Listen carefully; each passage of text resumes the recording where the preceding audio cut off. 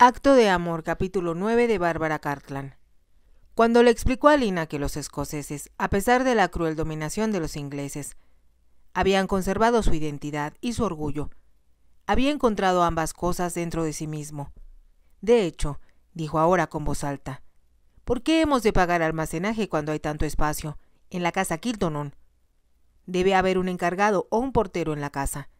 Así que daré instrucciones al señor Groves para que saque todo de aquí y lo coloque en el salón de baile de la casa Kildonan, hasta que yo pueda arreglar las cosas como quiero. Muy buena idea, milord, dijo Chamkins alegremente, pero el marqués no lo escuchaba ya. Cuando el señor Faulkner llegó, trajo con él 2 carruajes tirados por 2 fuertes caballos, mucho más cómodos que los de alquiler. El marqués, Alina y el señor Faulkner debían viajar en el primero, y Chamkins en el segundo, con todo el equipaje.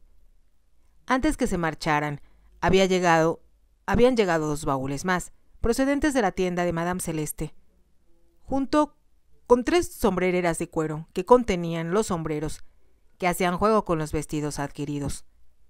Como Celeste, con su acostumbrado sentido común, había hecho una lista de lo que contenía cada baúl, no les fue difícil elegir el que colocarían en el camarote para usar durante el viaje. El marqués hizo sacar una capa gruesa de otro baúl y colocarla en el que llevarían consigo, ya que, según explicó a Alina, podía hacer mucho frío en el barco. Chamkins se había encargado, por su parte, de separar el baúl que el marqués necesitaría durante la travesía. Llevaba también cierta cantidad de comestibles y varias cajas de vino. Otro baúl, que el valet había marcado para uso inmediato, contenía lo que el marqués consideraba esencial en un viaje como aquel: sus propias sábanas, toallas y mantas, además de almohadas y tapetes para colocar junto a la cama. A Lord Alister le divirtió advertir que Alina se asombraba tanto al ver que se proponían viajar con tanto lujo. Pero cuando ella vio su camarote a bordo de la Serpiente del Mar, el barco que hacía el recorrido regular de Tilbury a Aberdeen, comprendió que debía resultar en extremo incómodo y mal amueblado para alguien como el marqués. Para Alina, sin embargo, era muy emocionante viajar en aquel barco, que le parecía enorme, y disponer de un camarote para ella sola. Cuando Chamkins le preparó su camastro con finas sábanas, esponjosas mantas blancas y cómodas almohadas, le dio las gracias de forma tan efusiva que el hombre dijo: «Es su derecho, milady, ahora que está casada con el amo. Y si quiere un consejo mío, debe exigir siempre lo que le corresponde». «El problema es que no sé lo que significa eso, ni cuáles son mis derechos», contestó Alina. Hablaba con franqueza y espontaneidad con Chamkins, porque le había simpatizado desde el primer momento, y admiraba su lealtad al marqués. Chamkins le recordaba a la niñera que había tenido de pequeña, la cual tuvo que marcharse cuando ya no pudieron pagar su sueldo. Chamkins sonrió y dijo: «Lo que tiene que hacer es levantar la nariz y mirar a todos como si usted fuera superior a ellos, milady». Alina se echó a reír. «Estoy segura de que jamás seré superior a nadie. En ese caso, recuerde que vale tanto como cualquier otra persona, o quizá más». Alina volvió a reír. Chamkins, en cierto modo, había aplacado en parte el temor que sentía de decir o hacer algo mal, y de ese modo hacer sospechar a los parientes del marqués que su matrimonio no era real. «Ha sido tan bondadoso conmigo que sería imperdonable que no pudiera ayudarle», pensó. Se había sentido avergonzada cuando despertó esa mañana y se encontró en la cama del marqués, y se dio cuenta de quién la había colocado allí y le había quitado el vestido. Al principio le había horrorizado pensar en ello, al extremo de que sintió deseos de huir, esconderse y no volver a ver al marqués, pero luego se dijo que estaba siendo ridícula. Después de todo, ella no tenía ninguna importancia a los ojos de él, y había sido muy sensato de su parte quitarle el costoso vestido que le había regalado y que, sin duda, se habría arrugado mucho de habérselo dejado puesto. Comprendió que si se mostraba tímida y turbada por lo sucedido, solo provocaría el menosprecio del marqués. Mientras se arreglaba el cabello en el tocador, Se dio cuenta de que este era un mueble muy masculino y muy parecido al que usaba su padre, aunque mucho más lujoso. Los cepillos del marqués, que eran de marfil y que tenían incrustado el escudo de armas de su dueño, se encontraban encima, junto a un espejo que podía moverse en varios sentidos. El espejo tenía marco de madera y bajo él había 3 pequeños cajones. A Alina le pareció todo fascinante y, debido a que era tan parecido al espejo de su padre, abrió distraídamente el cajoncito del centro, sin intenciones de ser curiosa. En su interior había varias monedas sueltas, sobre las cuales estaba una borla muy femenina para aplicarse polvos faciales. Alina no podía saber que Olive la había dejado caer sin darse cuenta, cuando se vistió y arregló, antes de volver a casa, ni que Chamkins la había encontrado al otro día en el suelo. El valet no se había sorprendido al ver que aquel objeto era solo una más de las cosas que las pajaritas de su amo, como él las llamaba, dejaban olvidadas: hebillas para el pelo, pomadas para los labios, pequeñas botellas de perfume y hasta, en ocasiones, delicadas prendas de vestir. Chamkins había colocado la borla de polvos en el cajón, con la intención de mencionar su pequeño hallazgo al marqués en cualquier momento. Alina miró la borla con ojos desconcertados, y luego se dijo que era una tonta. Por supuesto que el marqués, siendo tan atractivo como era, debía tener muchas mujeres en su vida, aunque se sintió un poco escandalizada de que lo visitaran en su casa de soltero. Suponía que debían tener una razón tan buena como la de ella para estar allí. De cualquier modo, se dijo, no era asunto suyo. Sin embargo, debido a que era la primera vez que pensaba en el marqués como un hombre y no como un ángel enviado por Dios para salvar a su madre de la muerte, no pudo menos que sentirse curiosa. Cuando se dirigió al comedor a desayunar, pensaba cómo debía comportarse y decidió hablar con naturalidad y no mencionar nada de lo sucedido. En realidad, el marqués estaba demasiado ocupado para recordar siquiera los sucesos de la noche anterior. El señor Groves llegó cuando aún no terminaba de desayunar, y en el momento en que el marqués terminó de darle instrucciones, un sirviente anunció al señor Faulkner. Todo lo que Alina tuvo que hacer fue ponerse el sombrero y el chal que había usado la tarde anterior y subir al carruaje. Mientras se alejaban de Londres, sus pensamientos estaban concentrados en su madre. Iba rezando porque se sintiera más fuerte y hubiera menos riesgos al ser sometida a la operación. Alina le había dicho que iba a salir de la ciudad y que le escribiría todos los días, pero no estaba segura de que ella, en las condiciones en que se encontraba, hubiera comprendido.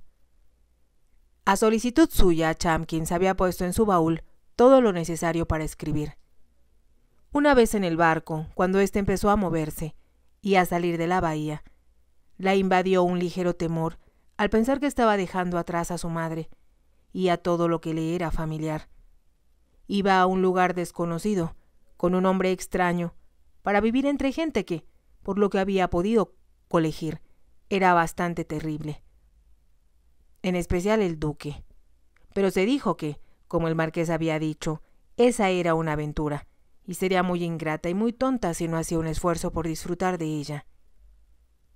Sabía que su madre hubiera estado de acuerdo si hubiera podido discutir el asunto con ella. Su padre, también, se las había ingeniado siempre para encontrar nuevas emociones en cuanto hacían juntos y para convertir todo en una gozosa experiencia que recordarían después con agrado. Tal vez porque él había renunciado a tantas cosas al huir con su madre. Alina comprendía que usaba su imaginación con mucha mayor habilidad que la mayor parte de la gente. No eran solo los relatos que le contaba cuando ella era niña, de hadas y duendes de los bosques, de dragones que vivían en la espesura, de ninfas que habitaban los ríos. Era también que su imaginación le permitía vivir en un mundo encantado, al cual nunca llegaba la cruda realidad. Cuando él decía a su esposa que la amaba y que le resultaba difícil pensar en otra cosa, decía la verdad. Y como ella lo veía con ojos que parecían llenos de estrellas, su matrimonio había sido idílico. El que hubieran vivido en una casa pobre y en ruinas, y el hecho de no haber podido disfrutar de lujo alguno carecía de importancia. Para ellos, aquella casa era un palacio de cuento de hadas. La comida tenía toques mágicos y su hija no solo era un regalo de Dios, sino una criatura encantada y protegida por las hadas. Solo después de la muerte de su padre, Alina y su madre habían tenido que enfrentarse a la cruda realidad, que había resultado aterradora. Alina comprendió ahora que sus temores eran infundados, porque su padre la seguía amando y protegiendo, sin importar dónde se encontrara, y él había sido quien había enviado al marqués a salvarlas.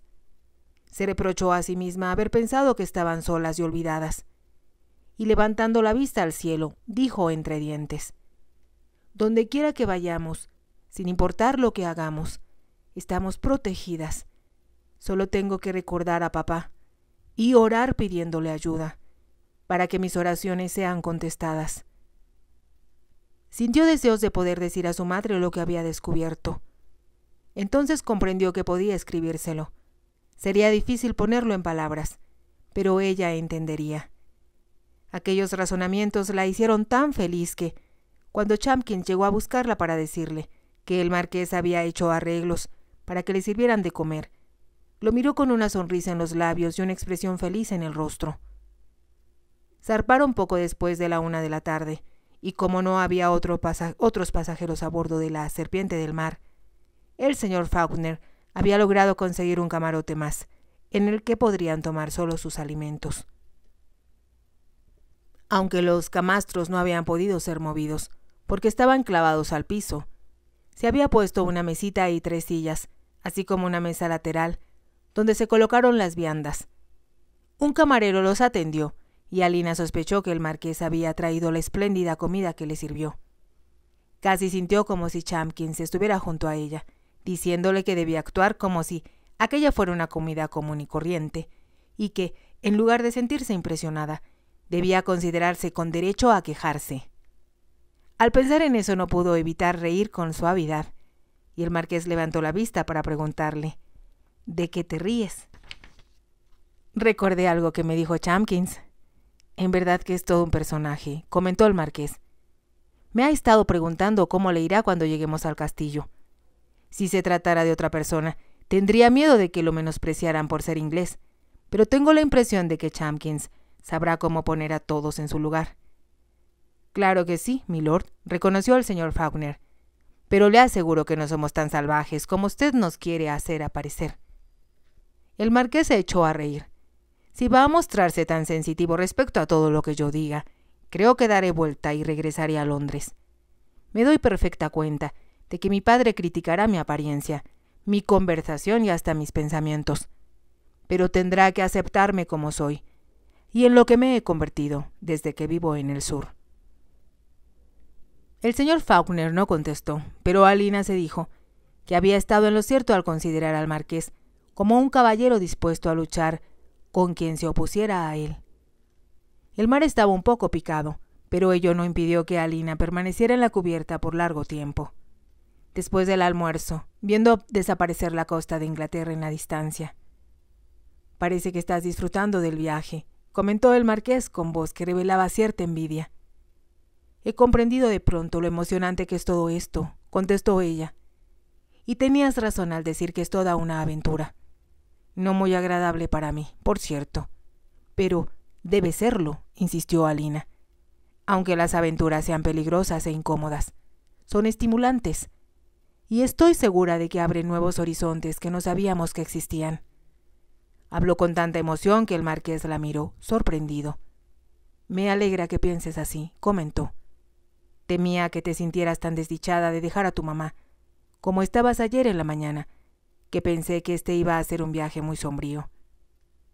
Sería muy egoísta de mi parte pensar solo en mí, aunque tal vez sea impertinente al pretender tal cosa», dijo con repentina timidez.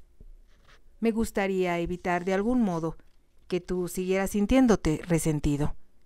Titubeó un poco al decir las últimas palabras y el marqués preguntó: «¿Cómo te diste cuenta de que me siento así? No recuerdo haberlo dicho». «Cuando me dijiste que no querías volver a Escocia y que tu padre te estaba obligando a casarte con una muchacha escocesa». Pude sentir hasta qué punto te enfurecía eso, y cómo detestabas y resentías dejar Londres y alejarte de todos tus amigos. En aquel momento, Alina recordó la borla de polvos que había en el tocador del marqués, y pensó que tal vez allí se encontraba la razón por la que él no quería marcharse de Londres. «Estás en lo cierto», reconoció el marqués. «Creo que fue muy perceptivo de tu parte darte cuenta de lo que yo sentía. Estoy seguro de que podrás ayudarme». «Eso espero, pero no he tenido todavía oportunidad de decírtelo, avergonzada que me siento, por haberme quedado dormida anoche, cuando me estabas diciendo cosas tan interesantes». Levantó los ojos hacia él y añadió suplicante: «Por favor, no te ofendas, pero me gustaría que me contaras de nuevo lo que me estabas diciendo, y esta vez te prometo que no me dormiré». El marqués sonrió. «Era muy comprensible. Habías tenido un largo día y sospecho que no habías dormido mucho la noche anterior». Alina sabía que esto era cierto, no solo porque había estado preocupada por dejar a su madre, sino también porque ésta necesitaba mucha atención. Se había levantado media docena de veces a arreglarle las almohadas y a darle algo de beber. «De cualquier modo, fue muy grosero de mi parte», observó ella. «Si pudiera ayudarte en alguna forma, sería lo más maravilloso que podría sucederme. Y si puedo hacer algo por ti, sentiré que he pagado mi deuda contigo». «Ya te he explicado que soy yo quien está en deuda contigo», contestó el marqués. «Así que, con mucho gusto, continuaré la historia que empecé anoche. Creo que eres lo bastante inteligente para comprender que si fuéramos en verdad marido y mujer, sabrías mucho más de mí de lo que sabes ahora». «Eso me gustaría muchísimo». «Muy bien», aceptó el marqués, «pero como estás todavía cansada y debes empezar a sentir un poco del frío que está hinchando las velas, iremos abajo para tu primera lección». «Tengo mucho que aprender», reconoció Alina. «Será muy emocionante para mí, y solo espero que no sea aburrido para ti». Debido a que estaba tan ansiosa de ayudar al marqués, cuando Chamkins fue a preguntarle si no necesitaba nada del equipaje que él ya había deshecho, ella le dijo: «Quisiera pedirle algo». «¿De qué se trata, milady? Debido a que todo esto está nuevo para mí, quiero que si se le ocurre alguna cosa que yo pueda hacer, a fin de que su señoría se sienta más feliz, sea sincero y me lo diga. ¿Lo hará?». Chamkins la miró por un momento, con la sorpresa pintada en el rostro, y luego dijo: «No me avergüenza confesarle, milady, que el amo me sorprendió cuando me dijo que se había casado. Pero ahora que la he visto, y al oírle decir cosas así, creo que es usted, milady, la persona precisa que él necesita a su lado en estos momentos». «¿Por qué en estos momentos?», preguntó Alina. «Porque está harto, fastidiado y casi enfermo con lo que está sucediendo», contestó Chamkins. «Ya una vez escapó de esos pedantes escoceses y ahora tiene que volver con ellos de nuevo, y no hay nada que pueda hacer para evitarlo». Alina lo miró con los ojos muy abiertos. «Sé que ahora que sus hermanos han muerto, él es el marqués y un día será el jefe del clan, pero ¿por qué tiene que volver si no lo desea?». «No le han dejado otra alternativa», contestó Chamkins, sin añadir que se había enterado de todo esto, escuchando a través de la puerta, cuando el señor Faulkner le estaba diciendo a su amo por qué debía volver a Escocia. «Va a ser difícil para él adaptarse a la nueva situación», comentó Alina, como si estuviera pensando en voz alta. «Creo que lo será, milady», reconoció Chamkins. «¿Cómo no va a serlo? Si tendrá que renunciar a sus amigos, a sus clubs y a sus enamoradas». Dijo esto último sin darse cuenta, y se apresuró a disculparse. «Perdóneme, milady, no debía haber dicho eso». «¿Por qué no? Si estamos hablando con toda franqueza», protestó Alina. «He sospechado, por supuesto, que su señoría, debido a que es tan apuesto, debía tener muchas damas hermosas enamoradas de él. Docenas de ellas», exclamó Chamkins con visible deleite. «Revolotean alrededor de él como palomillas alrededor de una vela.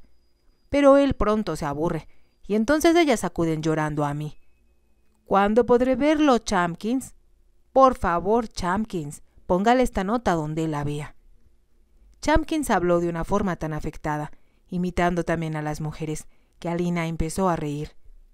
«Me dan propinas, milady», continuó él, «y muy buenas, pero no puedo hacer nada. Una vez que el amo se aburre, no hay nada que hacer. Y tan pronto como una mujer desaparece de su vida, hay siempre otras esperando su oportunidad. Si son hermosas, ¿por qué se aburre de ellas tan pronto?» Chamkins se rascó la cabeza. «La verdad, no lo sé, milady. Algunas de ellas son tan hermosas que cualquiera pensaría que dejarían contento al más exigente de los hombres. Pero, si me lo pregunta, creo que se debe a que se vuelven demasiado exigentes. Quieren demasiado, y a ningún caballero le gusta que lo encadenen a una cazafortunas». Su voz reflejaba tan buen humor que, una vez más, Alina sintió deseos de reír. «Oh, Chamkins, es usted tan gracioso», dijo ella, «pero sé con exactitud lo que quiere decir». Aunque podía comprender el deseo de libertad del marqués, pensó que el padre de ella había estado encadenado a su madre, y sin embargo, habían sido increíblemente felices por casi 19 años.